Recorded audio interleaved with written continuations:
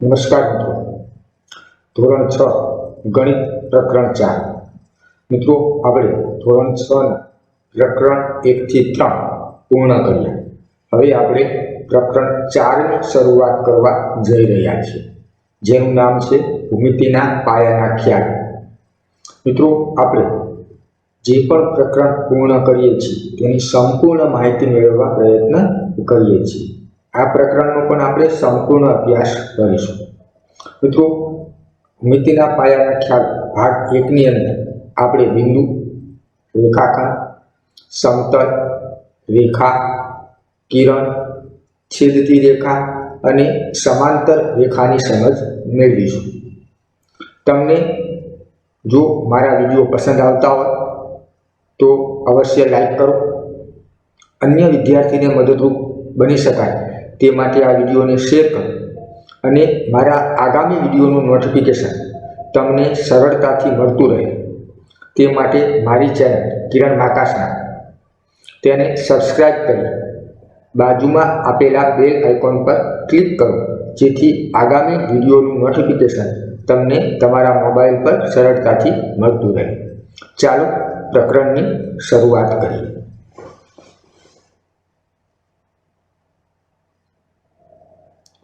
સૌથી પ્રથમ આપણે મહત્વના મુદ્દાઓ, ભૂમિતિના પાયાના ખ્યાલો, એના મહત્વના મુદ્દાઓ જેનો અભ્યાસ કરી લઈએ.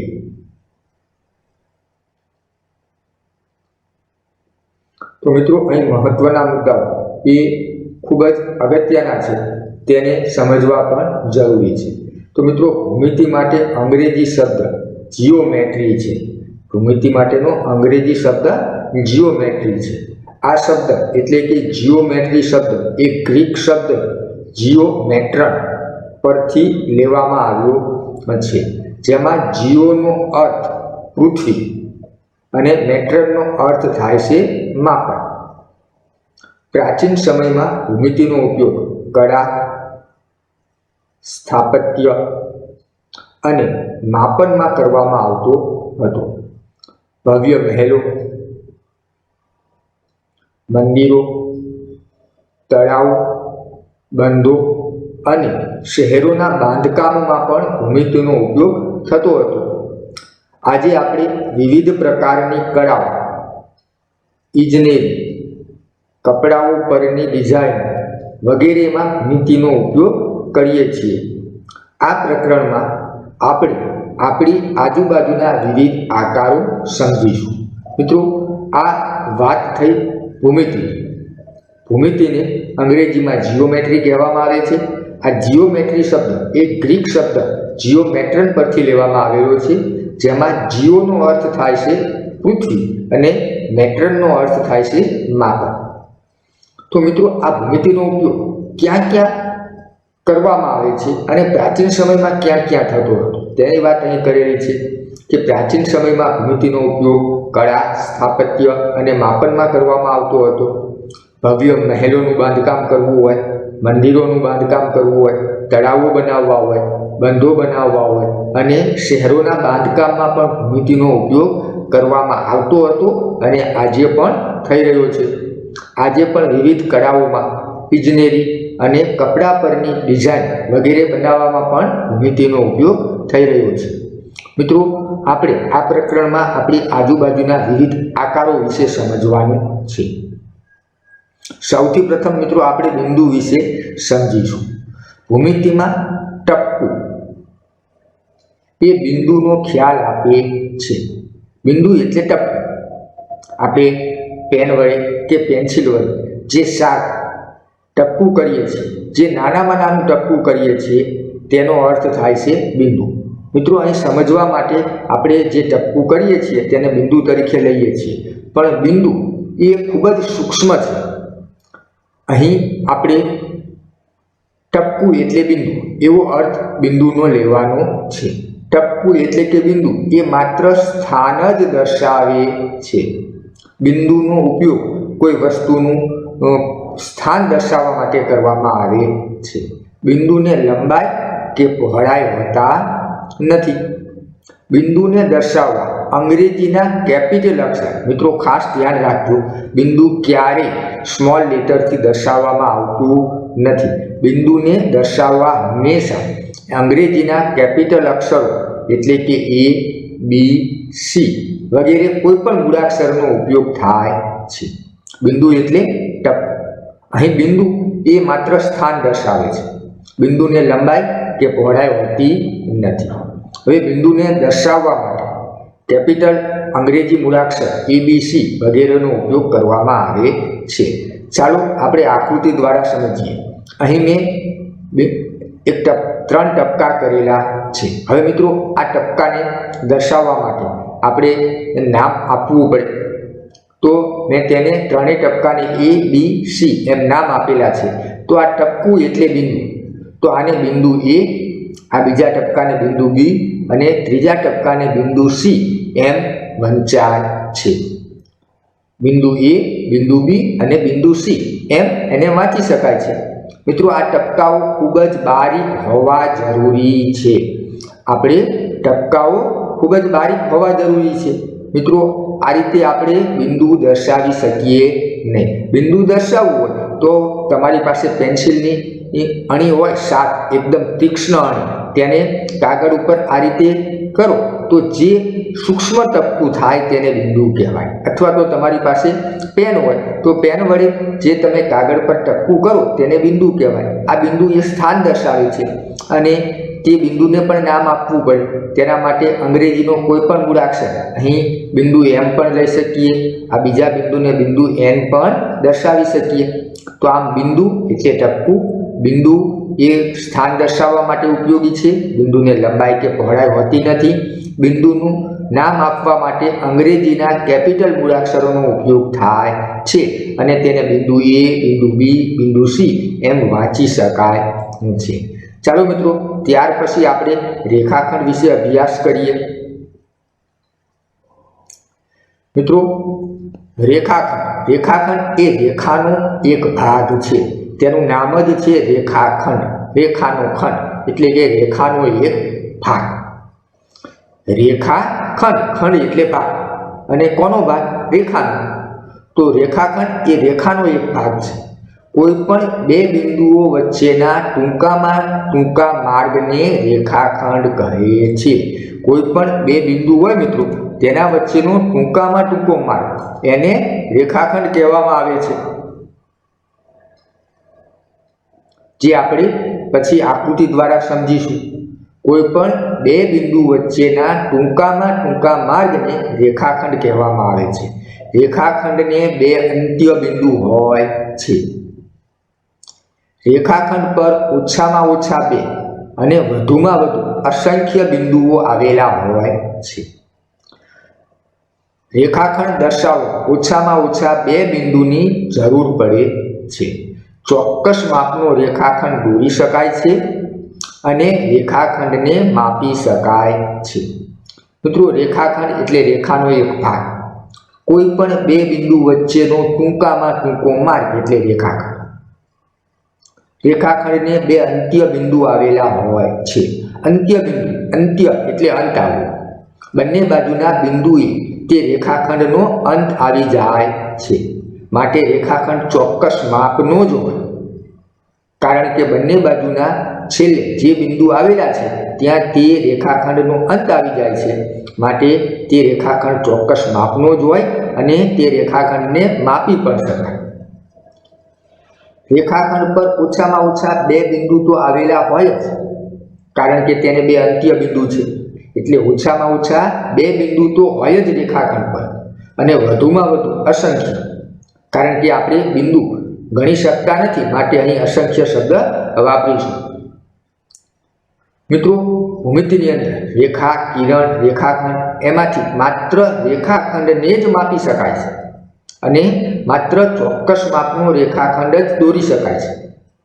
કિરણ કે રેખાને માપી શકાતા નથી કે તેનું ચોક્કસ માપ હોતું નથી. કેમ તે આગળ આપણે સમજીશું. ચાલો આકૃતિ દ્વારા આપણે રેખાખંડને સમજવા પ્રયત્ન કરીએ. મિત્રો અહીં આકૃતિ એક બતાવેલી છે જેમાં બે બિંદુ બતાવેલા છે, બિંદુ A અને બિંદુ B. અહીં બિંદુ A અને અહીં બિંદુ બી દર્શાવેલું છે.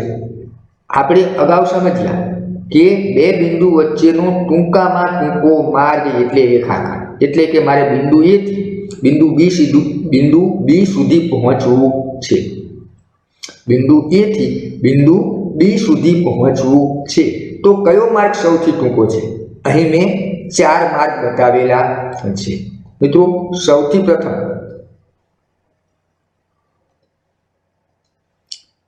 આ પ્રથમ માર્ગ બતાવેલો છે.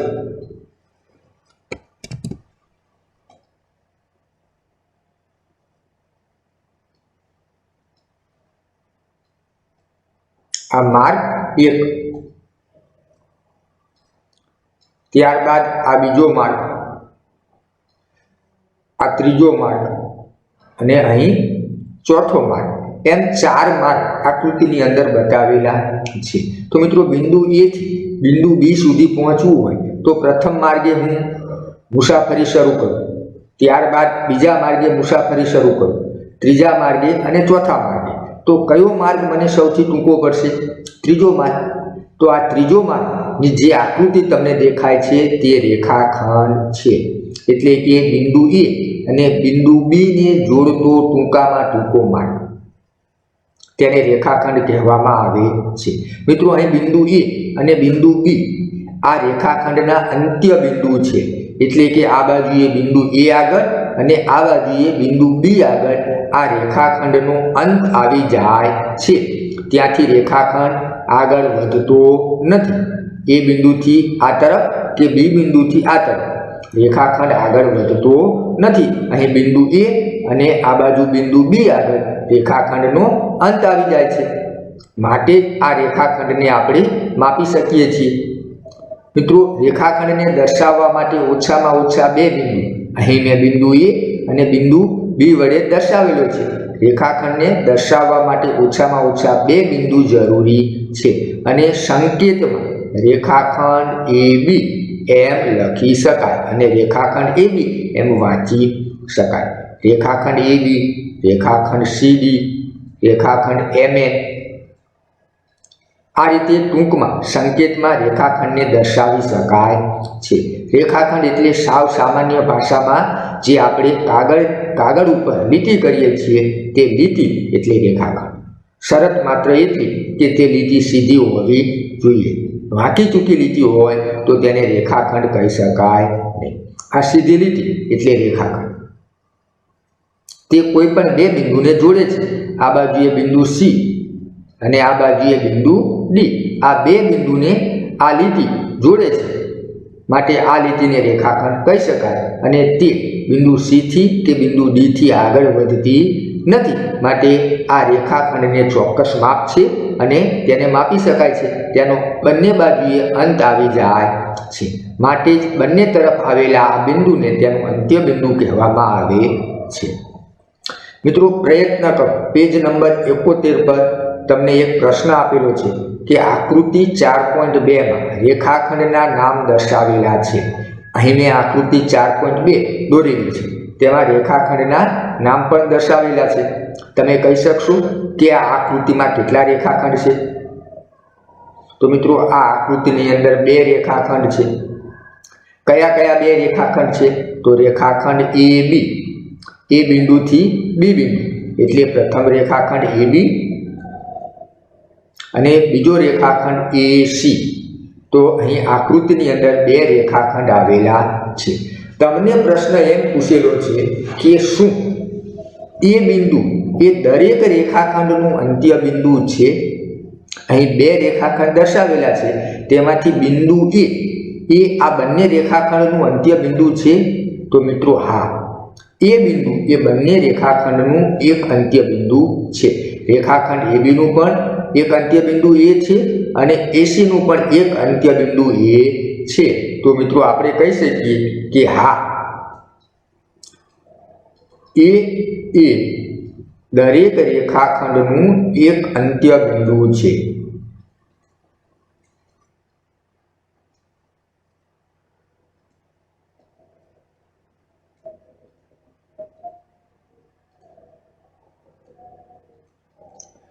મિત્રો અહીં આપણે એ પણ સમજી લઈએ કે રેખાખંડ ABનું એક અંત્ય બિંદુ A તો બીજું અંત્ય બિંદુ કયું? B. તે જ રીતે રેખાખંડ ACનું એક અંત્ય બિંદુ A તો બીજું અંત્ય બિંદુ કયું? તો બિંદુ C. એટલે કે રેખાખંડ AB તેને બે અંત્ય બિંદુ A બિંદુને આ રીતે દર્શાવી શકાય અને બિંદુ B. તે જ રીતે રેખાખંડ AC ને બે અંત્ય બિંદુ A અને બિંદુ C. મિત્રો અહીં બિંદુ આ રીતે શબ્દમાં લખાતું નથી. બિંદુ ગણિતની અંદર બને ત્યાં સુધી સાંકેતિક ભાષાનો ઉપયોગ કરવો જરૂરી છે. તો બિંદુ A અને બિંદુ B, બિંદુ A અને બિંદુ C આ બંને રેખાખંડના અંત્ય બિંદુ છે. ચાલો ત્યારબાદ રેખા વિશે સમજીએ.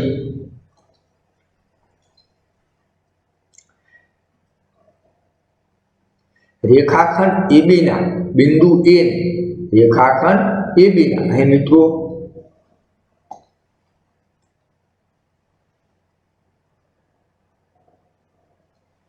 રેખાખંડ AB તો તેને સંકેતમાં આ રીતે લખી શકાય. રેખાખંડ AB ના બિંદુ A ને એક તરફ તથા બિંદુ B ને બીજી તરફ અંત વગર લંબાવતા આપણને રેખા AB મળે છે. એટલે કે અહીં હું રેખાખંડ AB દોરું, A અને B. અહીં આ તેનું અંત્ય બિંદુ, આ B એનું અંત્ય બિંદુ. હવે B ને એક તરફ એટલે આ તરફ હું લંબાવું અને B ને આ તરફ હું લંબાવું તો આપણને જે આકૃતિ મળે તેને રેખા કહેવામાં આવે છે.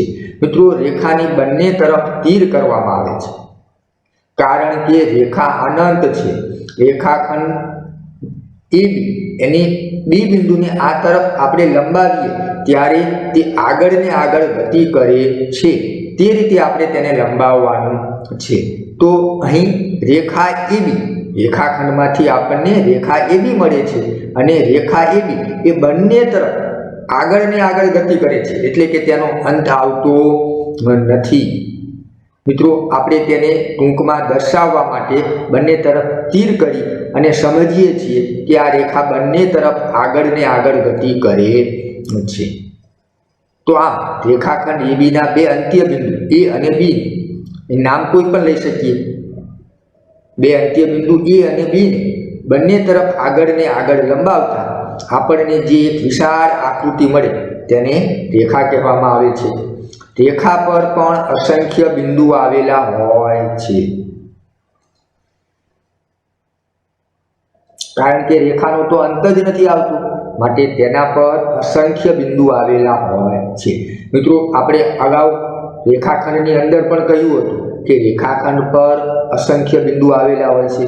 મિત્રો બિંદુ ખૂબ જ સૂક્ષ્મ છે, તેને ગણી નથી શકાતા, માટે આપણે રેખાખંડ પર અસંખ્ય બિંદુ આવેલા હોય છે તેમ કહ્યું હતું. પણ જો તેને ગણવા હોય તો તે ચોક્કસ સંખ્યામાં હોય કારણ કે રેખાખંડનો અંત આવી જાય છે. પરંતુ રેખા પર આવેલા બિંદુ અસંખ્ય હોય કારણ કે રેખા અનંત છે, તેનો અંત આવતો નથી. માટે રેખા પર અસંખ્ય બિંદુ આવેલા હોય છે. રેખા દર્શાવવા માટે ઓછામાં ઓછા બે બિંદુ જરૂરી છે કારણ કે મિત્રો એક બિંદુ આપણે દોરીએ,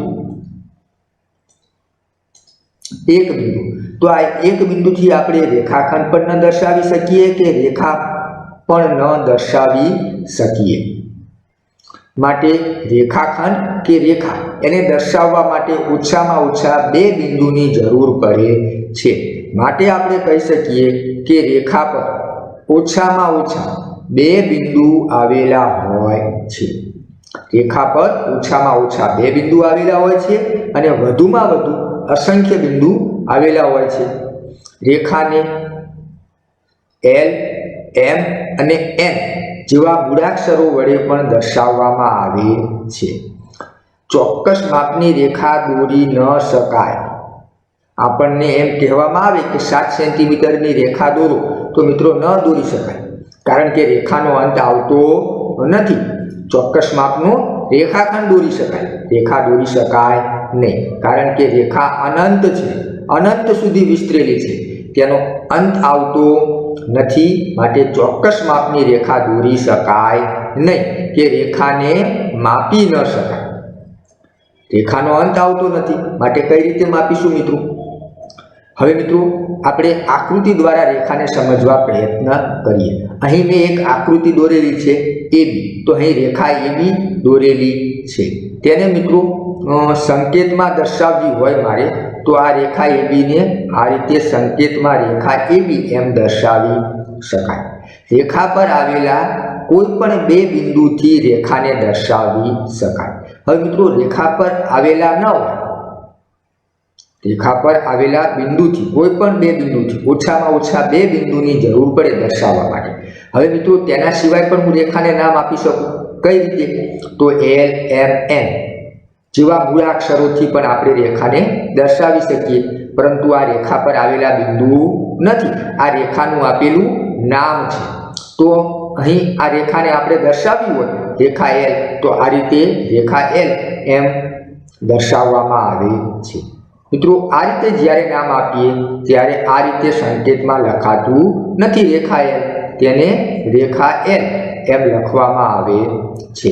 રેખા L અથવા તો રેખા M અથવા તો રેખા N કોઈ પણ મૂળાક્ષર લઈ શકીએ, પરંતુ મિત્રો આ બધા જ મૂળાક્ષર સ્મોલ લેટરમાં લેવામાં આવે છે. એટલે કે અહીં કેપિટલ L, કેપિટલ M કે કેપિટલ N દ્વારા રેખાને દર્શાવવાતી નથી. તો રેખાને બે રીતે નામ આપી શકીએ. એક, તેના પર આવેલા કોઈ પણ બે બિંદુથી તેનું નામ આપી શકીએ, અને તેના સિવાય તેની બહાર કોઈ પણ અંગ્રેજી સ્મોલ લેટર લખી અને તેને દર્શાવી શકીએ છીએ. ચાલો આકૃતિ દ્વારા રેખાને સમજવા પ્રયત્ન કરીએ. અહીં મિત્રો મેં બે રેખા દર્શાવેલી છે. તો આ જે પ્રથમ આકૃતિ તમને દેખાય છે તેના પર બિંદુ A અને બિંદુ B એમ બે બિંદુ દર્શાવેલા છે. તો તેને મારે ટૂંકમાં અથવા તો સંકેતમાં લખવું હોય તો આ રીતે રેખા AB એમ લખી ઉપર રેખાખંડ દોરી બંને બાજુ તીર કરવામાં આવે છે. તો રેખા AB એમ લખી શકાય અને તેને રેખા AB એમ વાંચી શકાય. બીજી રીતે મેં અહીં સ્મોલ l લખેલો છે, માટે રેખા L એમ લખી શકાય અને રેખા L એમ વાંચી પણ શકાય, અને તેની બંને બાજુ મેં તીર કરેલા છે. તો અહીં મિત્રો તમે જોઈ શકશો કે રેખા દોરવા માટે કે રેખાને દર્શાવવા માટે ઓછામાં ઓછા બે બિંદુની જરૂર પડે છે. માટે રેખા પર ઓછામાં ઓછા બે બિંદુ આવેલા છે. ત્યારબાદ નીચે બીજી એક આકૃતિ દર્શાવેલી છે, તેના પર બે બિંદુ દર્શાવેલા છે, બિંદુ P અને બિંદુ Q. તો મિત્રો આ રેખાને મારે સંકેતમાં લખવી હોય તો આ રીતે રેખા PQ એમ સંકેતમાં લખી શકાય અને રેખા PQ એમ વાંચી શકાય. બીજી રીતે આ રેખાને મેં નામ આપેલું છે રેખા M, પરંતુ ત્યાં મારે સ્મોલ લેટર લખવો ફરજિયાત છે. તો આ રીતે આપણે રેખાને સમજી શકીએ. ત્યારબાદ મિત્રો સમતલ. સમતલ એ પાતળી સપાટી છે. સમતલ એ પાતળી સપાટ સપાટી છે કે જેને પહોળાઈ હોતી નથી, અને આ સમતલ પણ અનંત છે. સમતલનો અંત આવતો નથી. આપણે સમજવા માટે લઈ શકીએ કે ટેબલની ઉપરની સપાટી એક સમતલ છે. સમજવા માટે મિત્રો થોડું તાર્કિક ભૂમિતિની અંદર થી સમજવું જરૂરી છે, કારણ કે આ એક વિશાળ ફલક છે. ભૂમિતિ એક ખૂબ જ વિશાળ વિષય છે, તેને સમજવા માટે કલ્પના કરવી જરૂરી છે. તો સમતલ એટલે સપાટી, સમતલ એટલે સપાટી, પરંતુ આ સપાટી ખૂબ જ પાતળી હોવી જોઈએ. તમારી નોટબુકના કાગળથી પણ પાતળી. માટે આપણે કહી શકીએ કે સમતલને પહોળાઈ હોતી નથી. મિત્રો સમતલની અંદર અસંખ્ય બિંદુ આવેલા હોય છે. તેના ઉદાહરણ તરીકે બ્લેકબોર્ડ. સ્કૂલની અંદર જે બ્લેકબોર્ડ છે તે સમતલના ઉદાહરણ તરીકે લઈ શકીએ. સમતલના એક નાના ભાગ તરીકે સમજવા માટે તેની પ્રતિકૃતિ તરીકે આપણે બ્લેકબોર્ડને લઈ શકીએ. તે જ રીતે પાઠ્યપુસ્તક, તેને પણ સમતલના ઉદાહરણ તરીકે લઈ શકીએ. નોટબુક વગેરે સમતલના ઉદાહરણ છે. ચાલો આકૃતિ દ્વારા સમજીએ. અહીં મેં એક ટેબલની આકૃતિ દોરેલી છે। તેમાં મિત્રો A, B, C, D એ ટેબલની સપાટી છે। A, B, C, D આ એક ટેબલની સપાટી છે।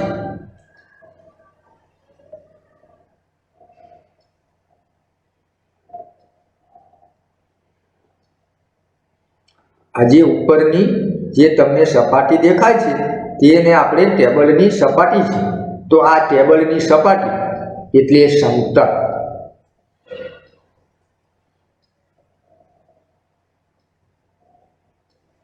તો મિત્રો A, B, C, D એ એક સમતલ છે। આ સમતલ એટલે કે સપાટી તેને પહોળાઈ નથી અને તે અનંત છે। આ સમતલનો અંત આવતો નથી। માત્ર આપણે સમજવા માટે ઉદાહરણ તરીકે આ આકૃતિ દ્વારા સમતલને સમજીએ છીએ। હવે મિત્રો અહીં C, D, E અને F, C, D, E અને F તેમાં E અને F બિંદુને હું જોડી દઉં તો આ બીજું સમતલ બને। તે જ રીતે B, C, F અને G તેને હું જોડી દઉં તો અહીં મને ત્રીજું સમતલ મળે। તે જ રીતે A, H, G અને B તેને હું જોડી દઉં તો મને ચોથું સમતલ મળે। એટલે મિત્રો સમજવા માટે પ્રતિકૃતિ તરીકે આપણે આ ઉદાહરણ લઈએ છીએ। સમતલ એટલે સપાટી, કોઈ પણ વસ્તુની સપાટી તેને આપણે સમતલ તરીકે લઈ શકીએ। ચાલો મિત્રો હવે આપણે છેદતી રેખા વિશે સમજીએ। જો બે રેખાને એક સામાન્ય બિંદુ હોય તો તે રેખાઓને છેદતી રેખાઓ કહે છે। સામાન્ય બિંદુ એટલે બંનેમાં આવતું હોય તેવું બિંદુ। મિત્રો અહીં હું બે રેખા દોરું, રેખા L અને રેખા M। તો આ રેખા L પર અસંખ્ય બિંદુ આવેલા હશે, રેખા M પર અસંખ્ય બિંદુ આવેલા હશે, પરંતુ આ બંને રેખા પર આવતું હોય એવું સરખું બિંદુ તમને મળશે ખરું? એટલે કે રેખા L માં પણ આવતું હોય અને રેખા M માં પણ આવતું હોય એવું એકેય બિંદુ તમને મળશે ખરું? ના મિત્રો, અહીં એક પણ બિંદુ એવું નથી કે જે બંને રેખામાં આવતું હોય। તો સામાન્ય એટલે કે બંને રેખામાં આવતું હોય તેવું બિંદુ તેને સામાન્ય બિંદુ કહેવામાં આવે છે। તો મિત્રો જો બે રેખા, ત્રણ રેખા કે ચાર રેખા ગમે તેટલી રેખા આપેલી હોય પરંતુ તેમાં એક બિંદુ સામાન્ય હોય એટલે એ બિંદુ બધી જ રેખામાં આવતું હોય તો તે રેખાઓને છેદતી રેખા કહેવામાં આવે છે। એટલે કે એક બિંદુ સામાન્ય હોવું જરૂરી છે। હવે મિત્રો બ્લેકબોર્ડની પાસેની ધાર, તમારા સ્કૂલની અંદર જે બ્લેકબોર્ડ છે એને આપણે અહીં ચોરસ લઈ લઈએ। આ રીતે આ બ્લેકબોર્ડ છે તો પાસેની ધાર એટલે કે આ ધાર અને આ ધાર તેને પાસેની ધાર કહેવાય। તો મિત્રો અહીં એક બિંદુ, આ જે બિંદુ છે તે આ ધારમાં પણ આવશે અને આ તીર ફરે છે આ બંને ધારમાં તે બિંદુ, આ પાસેની ધાર છે, બંને ધારની અંદર આ એક બિંદુ સામાન્ય છે માટે બંને પાસેની ધાર એ છેદતી રેખાનું ઉદાહરણ છે। તે જ રીતે મિત્રો આ ઊભી ધાર અને નીચેની ધાર તેનું સામાન્ય બિંદુ અહીં આવેલું છે। તો બ્લેકબોર્ડની પાસેની ધાર છેદતી રેખાનું ઉદાહરણ છે। તે જ રીતે તમારું પાઠ્યપુસ્તક, તેની પાસેની ધાર એટલે કે ઉપરની ધાર અને આ બાજુની ધાર, તો અહીં જે બિંદુ હશે તે બંને ધારમાં આવતું હશે માટે એક બિંદુ સામાન્ય છે માટે પાઠ્યપુસ્તકની પાસેની ધાર, નોટબુકની પાસેની ધાર, ચાર રસ્તા, મિત્રો ચાર રસ્તા આ રીતે, આ પ્રથમ રસ્તો, આ બીજો રસ્તો, ત્રીજો રસ્તો અને ચોથો રસ્તો એટલે કે ચાર રસ્તા જ્યાં ભેગા થતા હોય ત્યાં બિંદુ સામાન્ય હોય। આ બિંદુ ચારેય રસ્તામાં આવતું હશે માટે ચાર રસ્તા એ છેદતી રેખાનું ઉદાહરણ છે। તે જ રીતે રેલવે ક્રોસિંગ, તમે રેલવેના પાટા જોયા હશે, જ્યાં ક્રોસિંગ હોય ત્યાં ઘણા બધા રેલવેના પાટા એકબીજાને ક્રોસ કરતા હોય છે। તો અહીં પણ રેલવે ક્રોસિંગ પર પણ જે પાટા એકબીજાને ક્રોસ કરે છે ત્યાં એક બિંદુ સામાન્ય હશે માટે રેલવે ક્રોસિંગ એ પણ છેદતી રેખાનું ઉદાહરણ છે. ચાલો આકૃતિ દ્વારા તેને સમજવા પ્રયત્ન કરીએ. સૌથી પ્રથમ મેં અહીં પ્રથમ આકૃતિ એની અંદર રેખા L1 અને રેખા L2 દર્શાવેલી છે. L1 આપણે આ આકૃતિની વાત કરીએ છીએ, રેખા L1 અને રેખા L2. તો અહીં મિત્રો મેં એક બિંદુ P દર્શાવેલું છે કે આ બિંદુ P એ રેખા L1 માં પણ આવે છે અને રેખા L2 ની અંદર પણ બિંદુ P આવે છે. એટલે કે બિંદુ P એ બંને રેખામાં આવતું સામાન્ય બિંદુ છે. તો અહીં એક બિંદુ સામાન્ય હોવાથી રેખા L1 અને રેખા L2 એ છેદતી રેખાઓ છે, એટલે કે એકબીજાને છેદે છે. મિત્રો સાવ સામાન્ય ભાષામાં કહીએ તો જો બે રેખા કોઈ એક બિંદુ આગળ ભેગી થતી હોય તો તેને છેદતી રેખા કહેવાય. કોઈ બે રેખા એક બિંદુ આગળ ભેગી થતી હોય તો તેને છેદતી રેખા કહેવામાં આવે છે. મિત્રો અહીં મેં 4 રસ્તા દોરેલા છે. આ રસ્તો 1, રસ્તો 2, આ રસ્તો 1, રસ્તો 2, રસ્તો 3 અને રસ્તો 4. તો એને આપણે રેખા તરીકે કલ્પના કરીએ તો મિત્રો ચારેય રસ્તામાં આ વચ્ચે મેં એક બિંદુ દર્શાવેલું છે તે આ ચારેય રસ્તામાં આવતું બિંદુ છે. એટલે કે ચારેય રસ્તામાં આવતું હોય તેવું સામાન્ય બિંદુ છે. તો જો મિત્રો એક બિંદુ સામાન્ય હોય તો તે રેખા હંમેશા છેદતી રેખાઓ હોય. તે જ રીતે અહીં નોટબુકની પાસેની ધાર મેં દર્શાવેલી છે. તેમાં પણ અહીં લાલ બિંદુ જે દર્શાવેલું છે લાલ કલરથી તે બિંદુ સામાન્ય છે. માટે નોટબુકની પાસેની ધાર એને છેદતી રેખા કહી શકાય. હવે મિત્રો અહીં અંગ્રેજી મૂળાક્ષર x દર્શાવેલો છે, કેપિટલ X.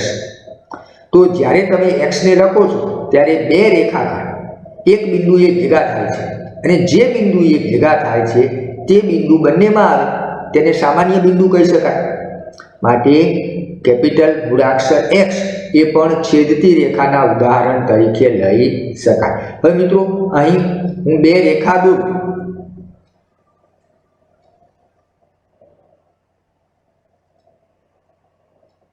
તો મિત્રો આ બંને રેખા એ છેદતી રેખા છે? તમારો જવાબ હશે ના. પરંતુ મિત્રો આ બંને રેખા એ છેદતી રેખા છે, કારણ કે જો આ બંને રેખાને આગળ લંબાવવામાં આવે, રેખા એ અનંત છે એટલા માટે જ બંને બાજુ તીરની નિશાની કરવામાં આવે છે.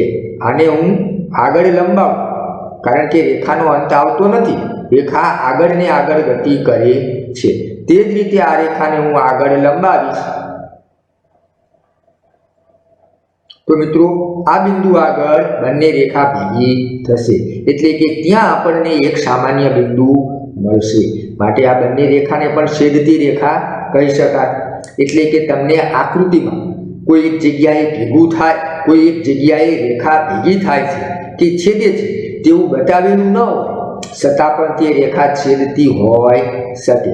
જેમ કે અહીં હું આકૃતિ બતાવું તો આ બે રેખા અહીં આકૃતિમાં છેદતી બતાવેલી નથી, પરંતુ જો આ રેખાને આગળ લંબાવીશ તો અહીંયા આ રેખા બંને રેખા એક સામાન્ય બિંદુ આગળ ભેગી થશે.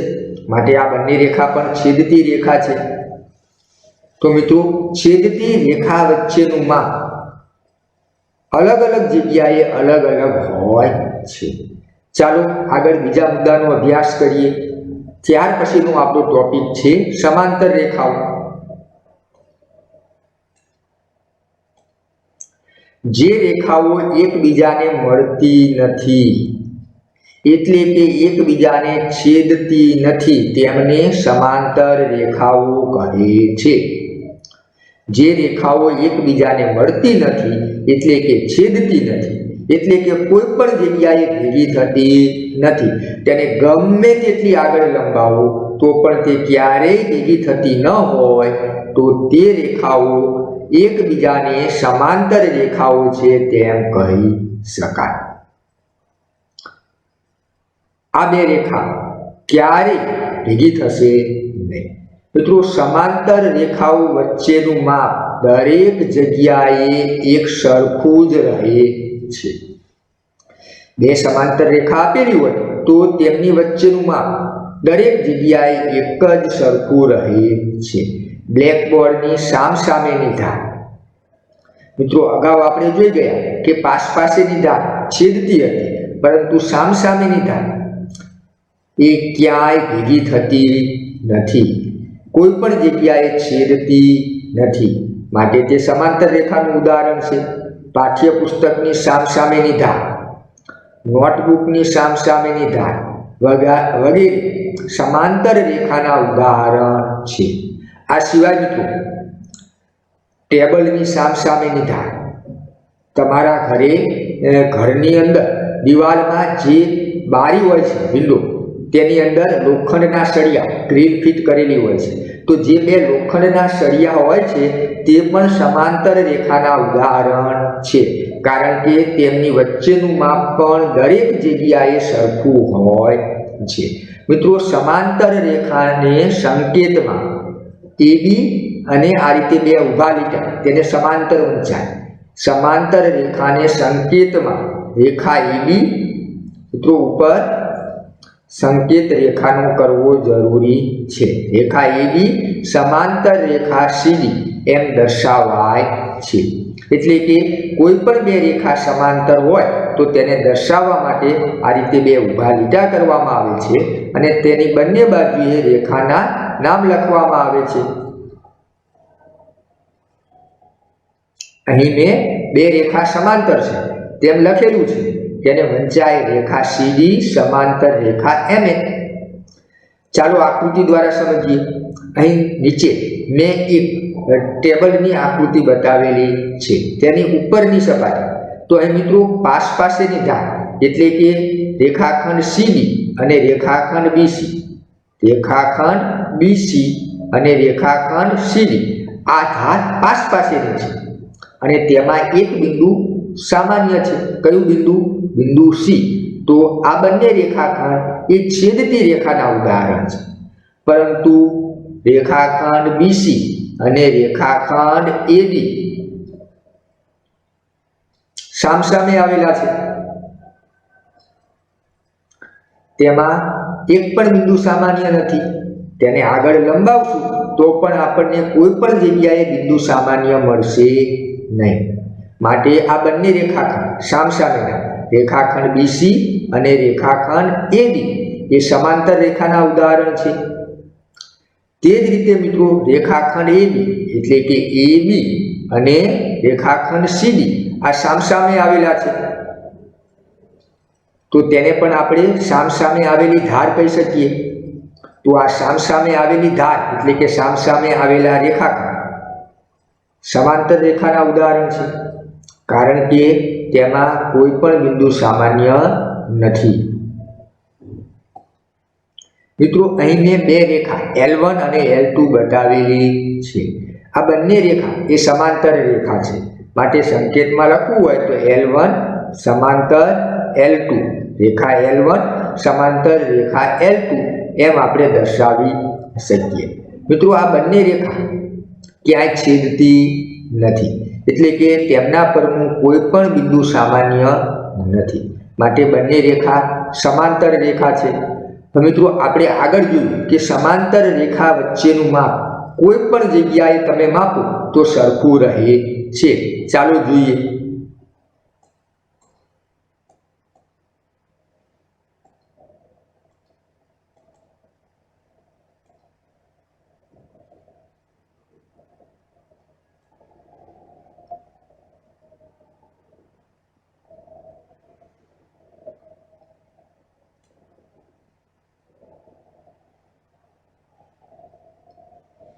તો તમે અહીં માપ જોઈ શકો છો કે પ્રથમ જગ્યાએ આપણે બે રેખા વચ્ચેનું માપ લઈએ તો 0 થી શરૂઆત કરીએ 1 અને 1.8 સેન્ટીમીટર. તમે અહીં જોઈ શકો છો કે બે રેખા વચ્ચેનું માપ 1.8 સેન્ટીમીટર છે. ચાલો બીજી જગ્યાએ માપીએ, વચ્ચેથી માપીએ તો તમે અહીં પણ જોઈ શકો છો કે બે રેખા વચ્ચેનું માપ 1.8 સેન્ટીમીટર છે. ચાલો હજુ પણ એક જગ્યાએ આપણે માપીએ તો તમે અહીં પણ જોઈ શકો છો કે બે રેખા વચ્ચેનું માપ 1.8 સેન્ટીમીટર જોવા મળે છે. આમ કોઈ પણ જગ્યાએ તમે બે સમાંતર રેખા વચ્ચેનું માપ માપશો તો તે હંમેશા એક સરખું જ મળે છે. માટે જ તે બે રેખા કોઈ પણ જગ્યાએ ભેગી થતી નથી. તેને આગળ ગમે તેટલી લંબાવો તો પણ તે બે રેખા ભેગી થશે નહીં. મિત્રો, તમારા ગામની અંદર જે લાઈટ આવે છે તેના બે પિલર એટલે કે બે થાંભલા, તેની વચ્ચે તાર લગાવેલા હોય છે. આ બંને તાર એ પણ સમાંતર રેખાના ઉદાહરણ છે, કારણ કે તે કોઈ પણ જગ્યાએ ભેગા થતા નથી, છેદતા નથી. ત્યારબાદ મિત્રો કિરણ વિશે શીખીશું. મિત્રો, કિરણ એ રેખાનો એક ભાગ છે. જેમ આપણે જોઈ ગયા કે રેખાખંડ એ રેખાનો એક ભાગ હતો, તે જ રીતે કિરણ પણ રેખાનો એક ભાગ છે કે જે એક બિંદુમાંથી ઉદ્ભવે છે. કિરણ એક બિંદુમાંથી ઉદ્ભવે છે અને જે બિંદુમાંથી ઉદ્ભવે છે તેને કિરણનું ઉદ્ભવ બિંદુ કહે છે. અને તે અનંત સુધી એક દિશામાં જાય છે. મિત્રો, કિરણ એ એક દિશામાં અનંત સુધી જાય છે, પરંતુ બંને દિશામાં તે અનંત સુધી જતું નથી, કારણ કે જે બિંદુમાંથી તેનો ઉદ્ભવ થાય છે તે બિંદુથી એક જ દિશામાં તે ગતિ કરે છે. તો કિરણ એ રેખાનો એક ભાગ છે. તે કોઈ પણ એક બિંદુમાંથી ઉદ્ભવે છે. જે બિંદુમાંથી ઉદ્ભવે છે તેને તેનું ઉદ્ભવ બિંદુ કહેવામાં આવે છે અને તે એક દિશામાં અનંત સુધી જાય છે. રેખા બંને દિશામાં અનંત સુધી જતી હતી. અહીં કિરણ એ એક દિશામાં અનંત સુધી જાય છે. સૂર્યના કિરણો સૂર્યમાંથી ઉદ્ભવશે અને પૃથ્વી તરફની દિશામાં અનંત સુધી ગતિ કરશે. તે જ રીતે ટોર્ચમાંથી નીકળતા પ્રકાશના કિરણો, તો તેનું ઉદ્ભવ બિંદુ એટલે ટોર્ચમાંથી પ્રકાશનો ઉદ્ભવ થશે અને એક જ દિશામાં તે અનંત સુધી આગળ અને આગળ ગતિ કરશે. મિત્રો, કિરણને સંકેતમાં કિરણ એપી